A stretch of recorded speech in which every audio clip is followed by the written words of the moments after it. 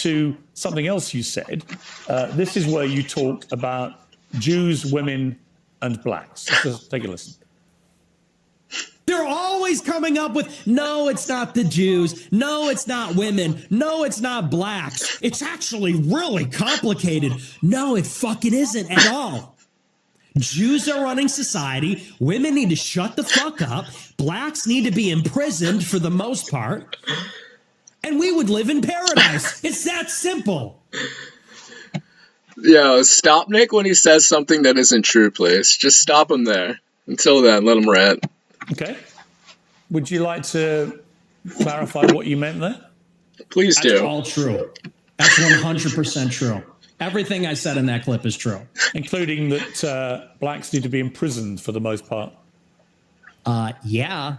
Yes. But all of them?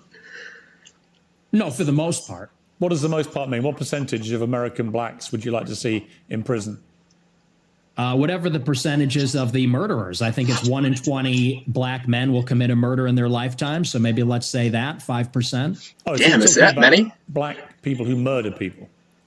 Yeah. Oh, absolutely. Yeah. But you didn't say that. That's You just said problem. blacks need to be imprisoned for the most part. You didn't clarify that you were talking about black murderers. Right.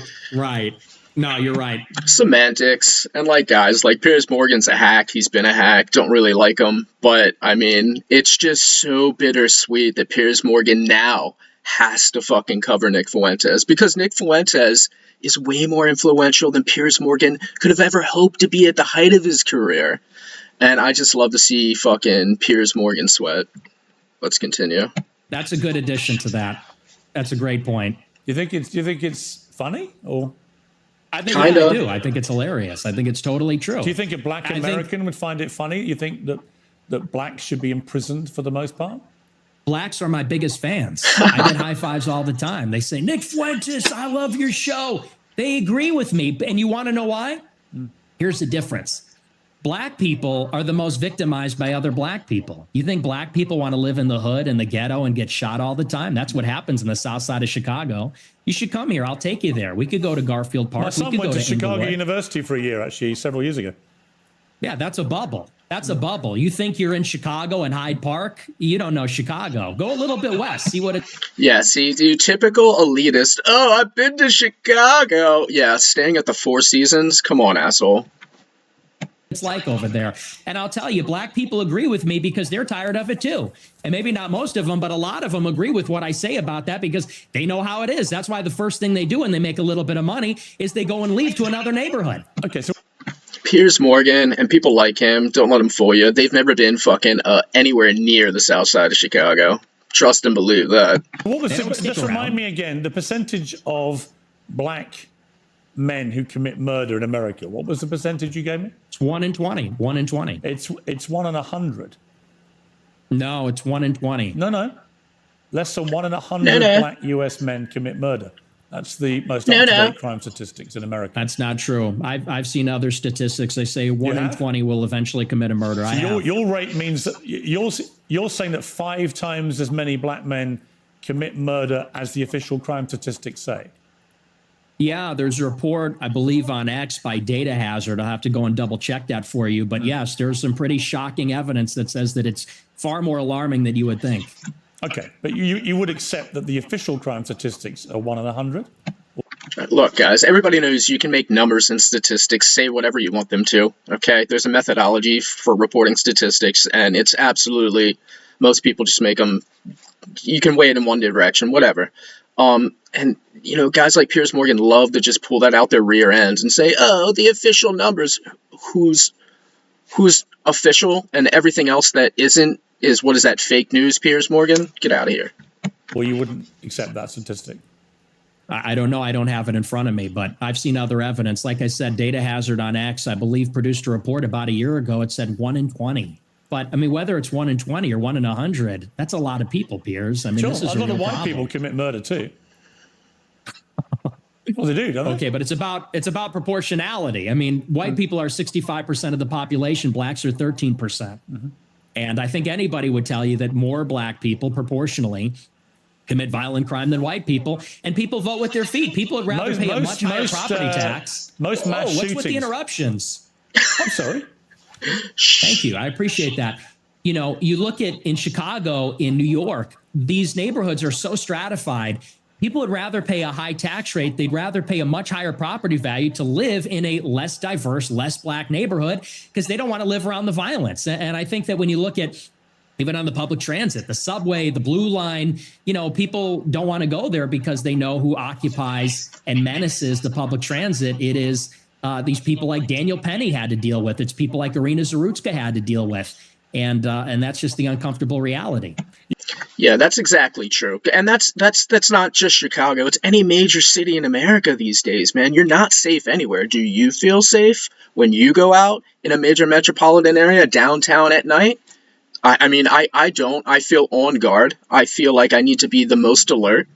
And I think that's just, you know, anyone with eyes can see that. And Nick's just pointing out the facts. And guys like this, believe me, they've got private security, or they're not going to the same places as Americans as we are.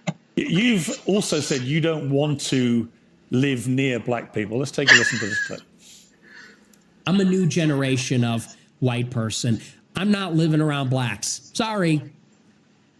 You know, I want white kids, and I don't want my white kids bringing home black people to marry. It's racial for me. And call me racist. Oh, very Christian of you. I don't give a fuck. I mean, these aren't new ideas, people. It couldn't be clearer, really, unless you want to say that's another of your jokes. But you're basically saying, yeah, I'm a racist, aren't you? Yeah, I'm fine with that. You're fine with saying you're a racist?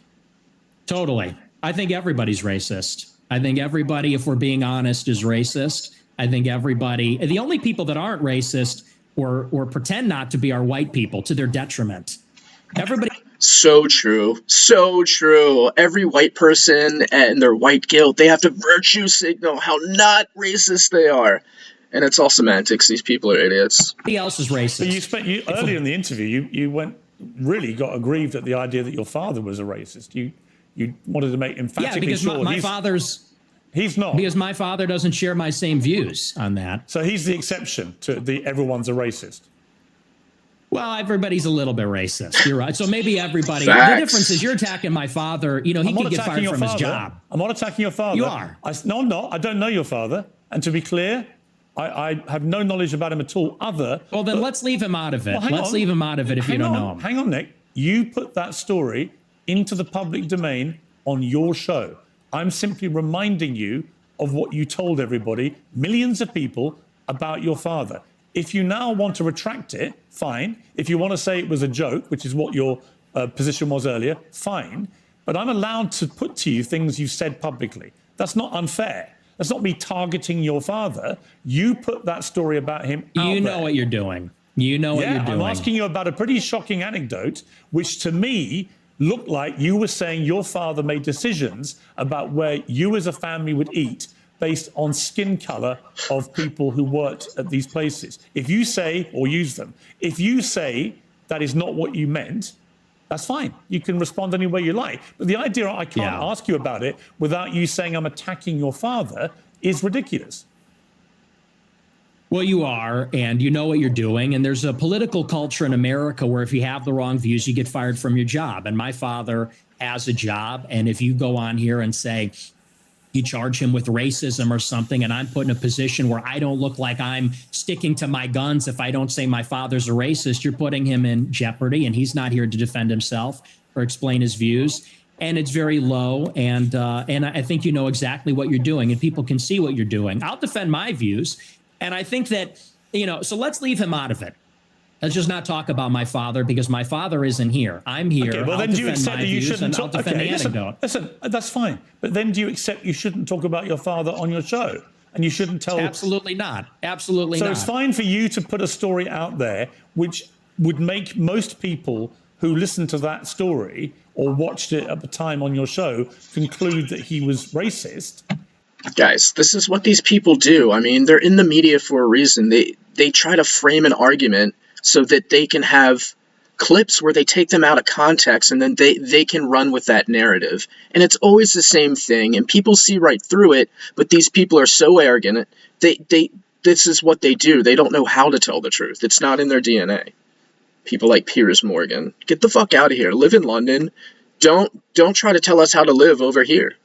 It's fine for you to do that, but if I then ask you about it, I'm the one who's being unfair and I've crossed a line. Is that what you're saying? Yes. Okay. Talking You're about being this malicious. guy's family. That's fine.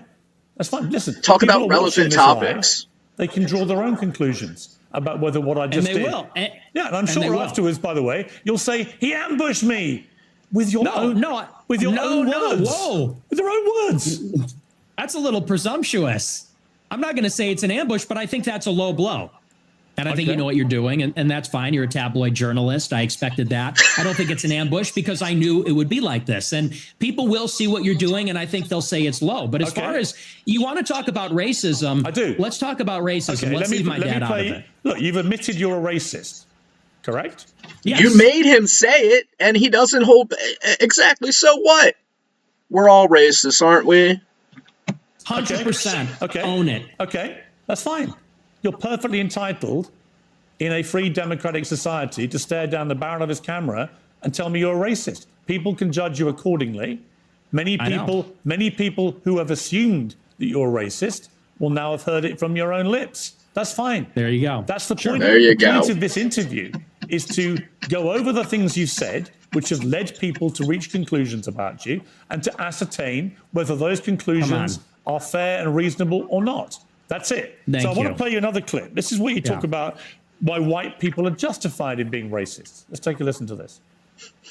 First, white people are every single bit justified in being racist.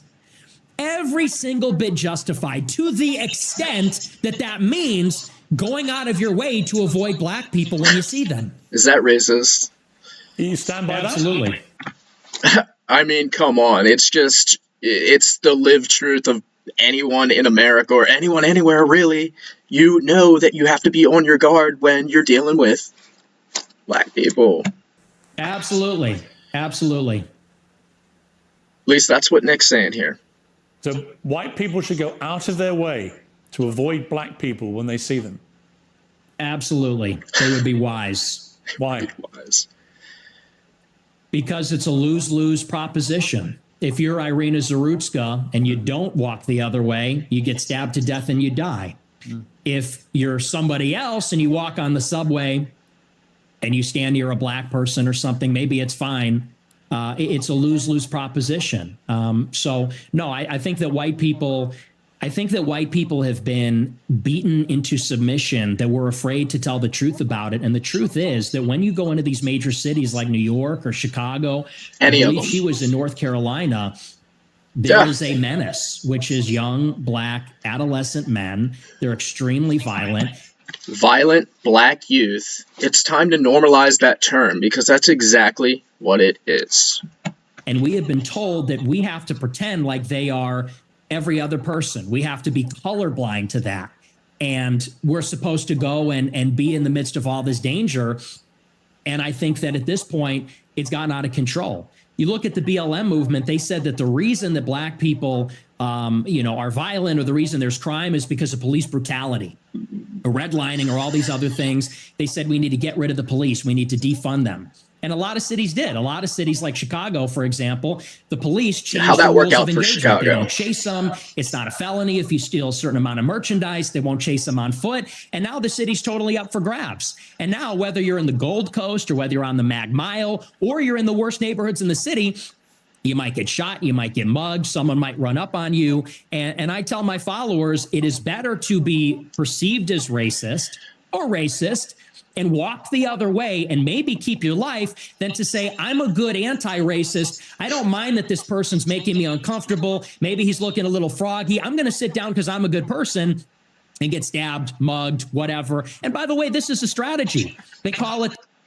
the friendly stranger. There's a crew of them. They do this in Chicago. They stand outside bars, black people. They approach strangers. It's a robbery crew. And they pretend to be a friendly stranger, and then they mug them. And Yeah, shit's not new, man. But Piers doesn't know this because he doesn't go to the same places that every normal American or every person who's not a fucking millionaire go. Like, this guy lives in a bubble. He lives high above us, and he wants to look down from his ivory towers and tell us all how to live our lives. And it's not going to work because people see right through his madness. But white people say, oh, hi, yeah, nice to meet you. You know, they grin, they laugh, they put up with the nonsense, and then they get mugged or worse. Sometimes they get executed. Facts. And so as a Facts. white person, How do you feel about mass shootings at school? I think Here we go again. Oh, we're going to throw out some numbers that, you know, try to frame our narrative in a certain way that, what, all mass shooters are white? Didn't they just label that guy that they found, the J6 pipe bomber in the Dade County, as a white person? Or what was it? No, it was the guy in Houston, you know, at the National Guard killer, the pipe bomb guy dude down in Texas. He's a Pakistani man, or he's from the Middle East, and on his arrest rap sheet they labeled him as white. So I don't believe any of these crimes, these statistics that they like to pull out of their rear ends most of the time. they're bad. Who do you think commits the vast majority? FBI stopped shootings? reporting crime people. statistics Right. or the race of So how do them you feel during the about that? Biden administration. It's not I new. think that white people do more antisocial violence. I think black people participate in more gang violence. I think that's the difference. What's the difference to the victims?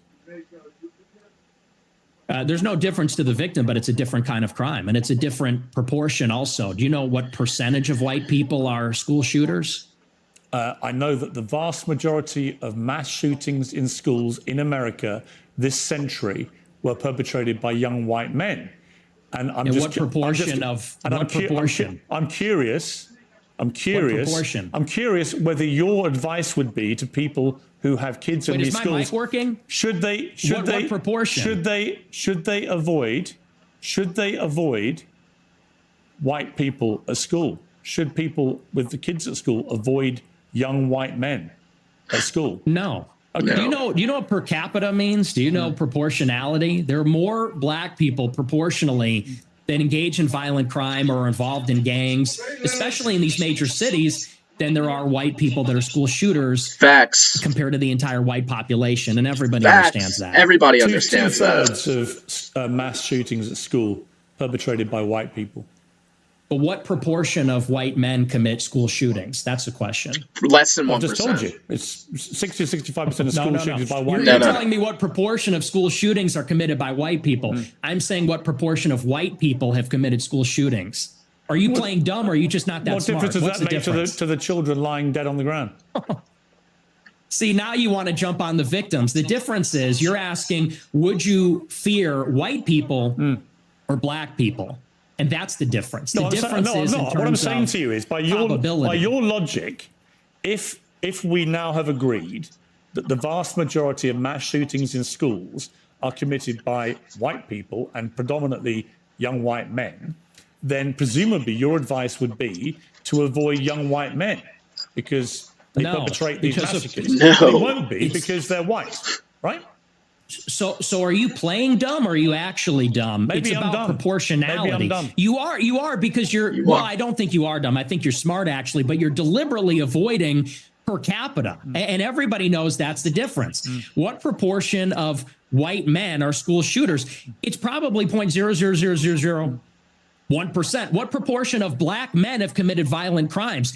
It's probably like 5%. I don't know what it is off the top of my head, but it's very high. And I would add to that, even as it concerns schools, why do you think parents pay a super high property tax to live in a school district where there's white people? In their because school. they know that if they go to the black school, it's going to be the Bloods and the Crips. It's going to be gangs. It's going to be, you talk about school shootings. Nobody talks about all the school shootings that are committed by gangbangers in and around the school and all the other violence that's associated with that. I mean, these schools in the south side of Chicago, it's just not. Would you want to say you get there? Nick, so the proportion of the population Or the school with white people. mass shootings is actually the same for black and white. For white people, the proportion of The proportion of again, the are you population. hearing it? No. So you see, What's I think the trouble with your proportion? statistics is a lot of them don't bear much scrutiny. We have a bunch of fact checkers checking all this in real time because you do have a tendency to just come out with a lot of old baloney. And when you say, Okay. well, it's true. And when you're confronted with reality, figure? you don't like it. What's the figure? What's the figure? What proportion of white people have committed school shootings? With white people as the denominator and white people that have committed school shootings as the numerator, what's that percentage? For both black and whites, the proportion of the population who carry out mass shootings generally is about the same. No. Tell me the number, and then the only focus of your attention is the black shootings, the black crime. Oh my God, Piers, stop beating a dead horse. No one's going to buy your bullshit numbers. Interracial marriages or relationships that may produce black people. And yet, when I point out to you that there are many parts of crime in America where actually there's a majority of white people that perpetrate them, you don't care. You don't have any interest in them. It doesn't exercise your mind. Maybe because no one's buying this. This kids. Argument lost. No one is buying this. Everybody understands per capita, and people can even see what you race ahead and say, well, we're comparing the proportion of white and black school shooters. I said, no, compare the proportion of school shooters that are white versus violent criminals that are black, because that was the basis of the monologue, is that you're very likely, if you encounter black people or a young black man in the city, that you're going to be the victim of a violent crime, of a robbery, a mugging, a car theft, a carjacking, or a murder. That's the difference, and it's about proportionality. And everybody sees past that because we all live in reality. You want to talk about product of your environment? People that live in New York, Chicago, LA, we live in reality. We live in this environment, and we see what it's like, and the threat, the danger. You stay away from black people in the city. If you're a city person, if you grew up in the city, you know these things. You don't have to be told. In terms of probability, it's not even comparable. And I would say this to your point. If you're in a high school and truly, if you see a white person who looks like a little autistic, he's got the SSRI stare and he reaches for a backpack, people joke and say, run. Similarly, if you see a jalopy pulling up with a bunch of black people in it and they got their pants around the ankles, you're going to run also. And I'm saying the same thing. The difference is the latter happens much more often. It's much more common. In Chicago, there's like 10,000 carjackings and car thefts every day. It's in the thousands. It happens all the time. How many mass shootings committed by autistic SSRI white people? I don't even know. I mean, it's probably in the single digits in the last decade in this city. That's the difference, and everybody knows that. But you're really just trying to carry water for liberal ideology. No, it's I'm not. Facts. No, I'm not. I'm not. No, I'm really not. I can absolutely say, yes, there is way too much black on black crime, for example, involving guns in Chicago. And black on white also. Yes, but there is way too much gun violence in Chicago. Right? I mean, it's indisputable. I've got no problem saying that. The difference is I don't then lead myself into a thought process where I have to avoid all black people in case they shoot me. And you've already conceded that you are a racist. So when people hear you then say... You made him say that. You walked him into that statement. For this purpose. I don't want to be living anywhere near black people. They already have heard you say, I'm a racist, so they assume you're doing that because of people's skin color. I don't think you would probably dispute that, right? Well, you're separating two different things. The monologue, when I said I don't want to live around black people, that was after Irina Zarutska got shot. And it's true. I mean, they are a largely in this city, in Chicago, the South Side, the West Side, huge criminal population, and I don't want to live anywhere near it. And I want to live in a white neighborhood. I think that that's extremely desirable. And I think even black people. Again, Nick, you're perfect. So, I mean, what I don't know why those are offensive. I mean, it's just a personal preference. Entitled to that view. But when you have obviously prefaced all this by saying, I am a racist, unashamedly, then people will assume that all your thought processes about all of these issues are driven by an aversion to people based on their skin color, which is... All right, so, I mean, I can't even listen to his dribble anymore. I mean, this guy is... I mean, he's lying by omission. You know, he wants to pick facts that support his narrative and um, act as though, you know, there aren't other facts that don't support that narrative that also need to be considered when making an argument. You know, any rational person would consider these things. And it's the same thing. And I'm glad that finally Piers Morgan was forced to give Nick a platform. That's all I care about. We knew exactly what it was going to be when we saw the headline that Piers Morgan is having Nick Fuentes on his show. It's just going to be straw man arguments and trying to get the person to literally say they're racist, which who cares? It's not 1995. We can come out and say we're all racist. It doesn't matter anymore. It's lost that effect because idiots like this are on the mainstream media and they're losing viewers. This guy doesn't have half the viewer that this guy has. Nick Fuentes right here, even though he's not interested in politics, is a political force, man. And I'm looking forward to more fucking mainstream douchebags like Piers Morgan being forced to have Nick Fuentes on their show, podcast, broadcast, just on their platform in general, because Nick is going to give them relevancy. Because guys like this, they're not relevant anymore. And that's why they have to have dudes like Nick on. So that's just the facts. Anyway, boys, that's all I got for you today. There is a lot more of this interview. I'll link it in the description below if you want to check out the full thing. I'll link Nick's channel on Rumble so you can check it out over there. That's a great place to see it. But until then, next time, boys, I'll see you on the next video.